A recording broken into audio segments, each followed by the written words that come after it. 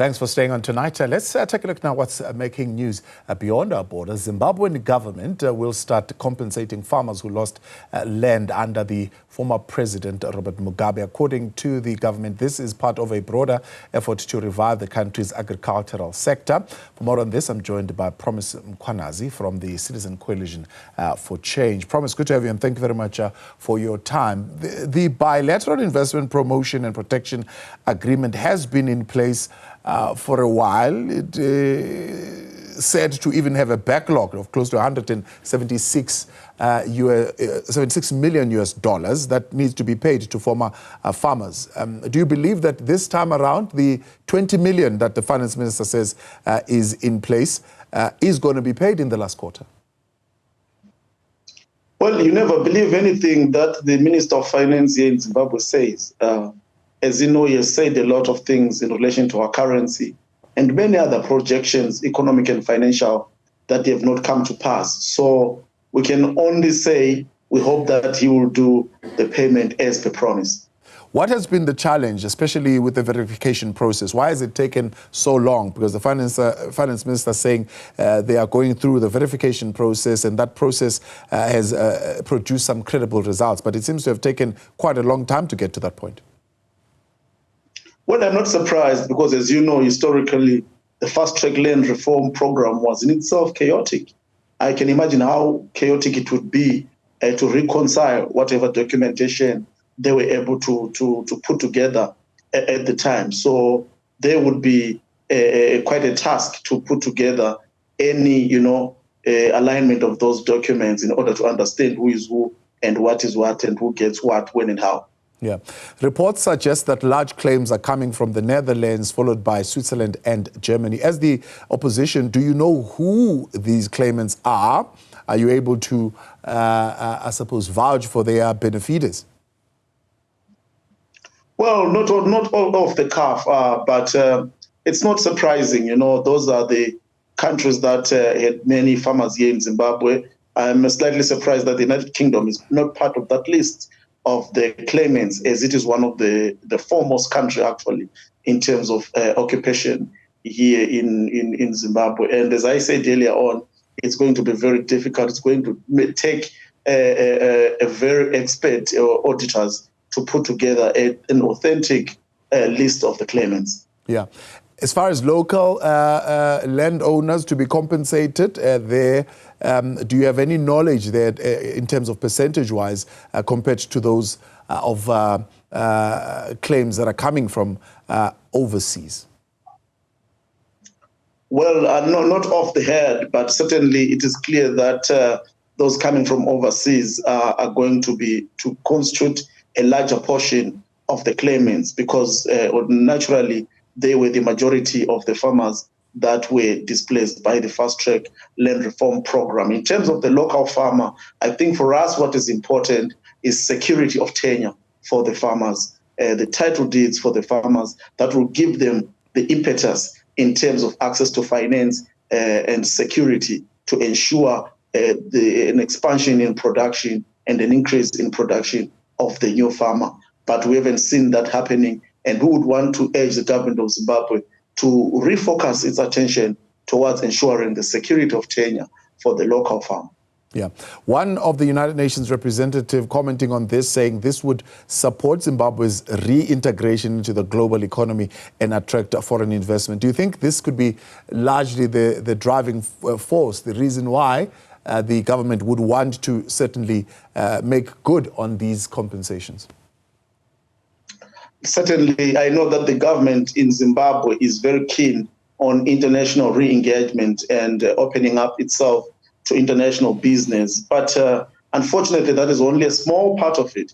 The bigger part, let me say the heart of the problem, is really the legitimacy question in Zimbabwe. The contested electoral credibility of Mr. Mnangagwa and his government becomes the cornerstone of the problem at hand. And secondly, the issue of the rule of law, property rights, the actualization of the constitution of the country, the opening up of democratic space to allow a multi-party democracy in Zimbabwe, in addition to, of course, the compensation or not just of farmers, but also of local Zimbabweans who were aggrieved in one way or the other. You know that in the 1980s, we had atrocities in Matebeleland that have not been compensated, and many feel that justice has not been achieved in that regard. In the early 2000s, in Operation Mrambatsvina, you had the 2008 electoral violence, and so on and so forth.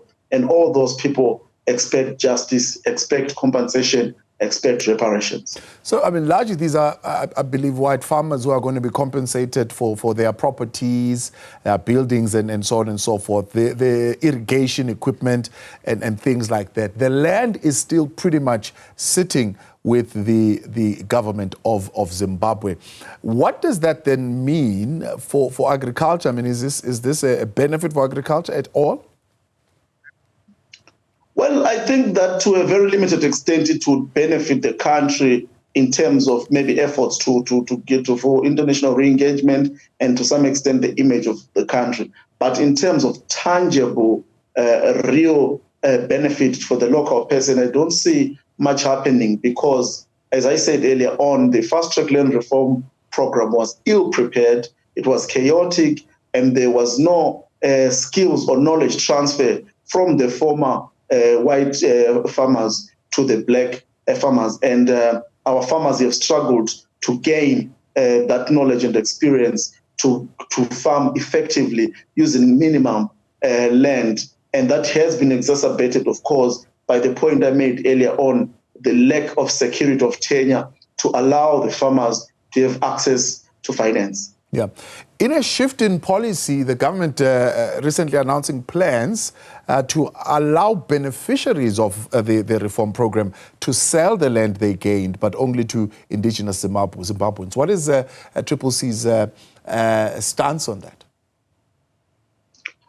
Well, I think it's a gimmick because how do you sell land that has no tenure? On what basis do you claim ownership of that land? There has to be some legal arrangement to give these farmers real ownership of this land. I don't see who would buy land that has no security of tenure. What we have seen in very limited spaces, but increasingly, is these farmers leasing out the land back to the white commercial farmers. And that goes back to the point that the local farmer has no knowledge, has no access to capital. And the white farmers have taken advantage of that by fronting the black farmers while he's doing the farming themselves. So until and unless there is a clear security of tenure, there is access to finance, there is education and training and skills transfer, I think that the benefit for the resettled farmers will remain limited. Yeah. There are some who are expressing their interest, for example, development partners represented by the European Union ambassador to Zimbabwe. They're offering their support and stressing the importance of maintaining dialogue and strengthening this macroeconomic framework, certainly to assist those on those farms. Is there an appetite then from the government to engage with these particular players? Well, there's always an appetite from the Zimbabwean government to engage in any arrangement where there is a chance that they will have access to finance. But in our view, finance is only just a part of the requirements. I think that the most important thing are the fundamentals for that kind of arrangement in place.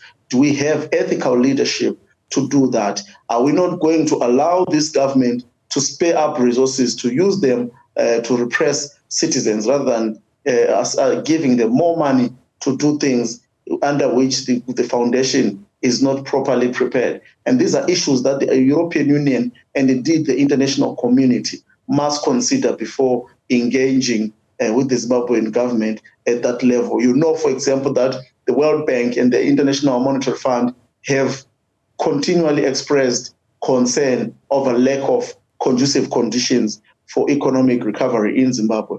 And I wonder how the European Union is going to be able to carry out this program in the absence of the fundamentals that I've highlighted earlier on. this particular move in policy or enacting this policy seems to have instilled some degree of confidence in the private sector. I don't know, what do you make of the comments of Tinashe Masiwa of the Bankers Association of Zimbabwe stating that the country moving in this direction would be moving in the right direction on the bankability and transferability of the 99-year lease?